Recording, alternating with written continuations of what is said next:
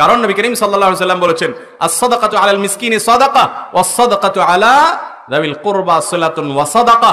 যদি আপনি সাধারণ মিসকিনকে দান করেন তাহলে একটা সওয়াব হবে, দানের সওয়াব, আর রক্ত সম্পর্কে মানুষকে দান করলে দুইটা সওয়াব হবে, দান এবং আত্মীয়তার বন্ধন রক্ষা করা। মোহতারাম হাজরিন, নবী করিম সাল্লাল্লাহু আলাইহি সাল্লাম বুখারী বর্ণনায় বলেছেন, লান ইউতা আতাউন খায়রান ওয়া আওসা মিনাস সবর। সবরের চাইতে, ধৈর্যের চাইতে সবচেয়ে বড় সম্পদ এবং সবচেয়ে বড় দান আল্লাহ তাআলার তরফ থেকে অধিক কল্যাণ আর কোনো কিছু দেওয়া হয় নাই। যাকে এটা দেওয়া হয়েছে সে সবচেয়ে বেশি কল্যাণ অধিকারী হয়েছে, সে সবচেয়ে বেশি আল্লাহ রাব্বুল আলামিনের কাছ থেকে মঙ্গলের অধিকারী হয়েছে, সে সবচেয়ে বড় দামি সম্পদ পেয়েছে, যে তাকে আল্লাহ তাআলা সবর এবং ধৈর্য দিয়েছে।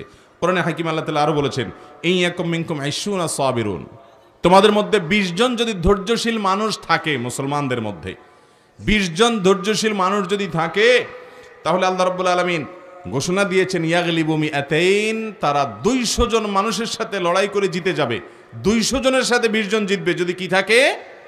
সবরকারী থাকে, ধৈর্যশীল মানুষ থাকে।